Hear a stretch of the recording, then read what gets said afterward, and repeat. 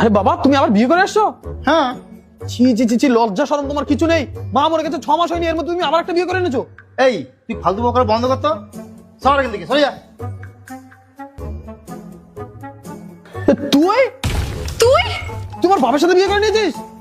হ্যাঁ। বাহ বাবা বাহ, ঘরে আসতে আসতে মায়ের সাথে বন্ধু পাতিয়ে নিলি?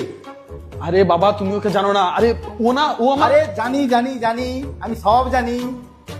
আরে আমার সব বলেছে, এ তো তোর গার্লফ্রেন্ড ছিল, এর বাবা জোর করে বিয়ে দিচ্ছিল, তাই তো ওকে অনেক কষ্ট করে নিয়ে পালিয়ে এলাম।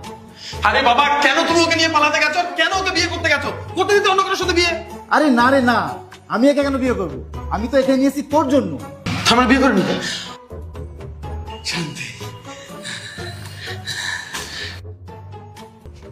আঙ্কেল, আপনি না শুধু আমাদের বিয়েটা দিয়ে দিন, তাহলেই হবে। এ আমি তোমার সাথে বিয়েটাই করতে পারবো না।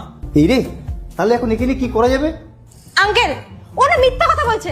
একটা কথা শুনে রাখো, যদি আমার বিয়ে না হয়েছে না, তাহলে এই বাড়িতে আমি আমার জীবন দিয়ে দেবো। হ্যাঁ হ্যাঁ, যা যা যা, মরে যা, কার কি যায় আসবে? বাবা জানো আমি না এর থেকে সুন্দর মেয়ে পছন্দ করে রেখেছি বিয়ে করার জন্য। এই দেখো এর থেকে কত সুন্দর মেয়ে, আরে এর থেকে তো 1000 গুণ বেশি সুন্দর মেয়ে। যা যা যা, আমি এর সাথে বিয়ে করবো, কেটে পড়, যা যা, মরে যা। আমি সত্যি আমার জীবন দিয়ে দেবো।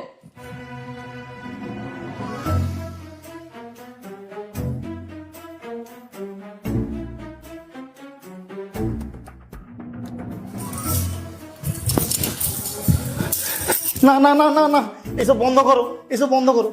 আরে বাবু এসব করা বন্ধ কর, তাহলে আমি তো একে মণ্ডপ থেকে তুলে এনেছি, আমি ফেসে যাবো। বন্ধ করো, ওঠো। এখানে এসো।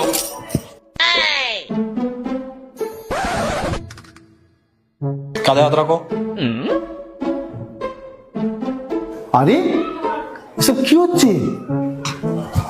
আরে বাবা আমি না একেই তোমাকে ফোন করতে বলেছিলাম।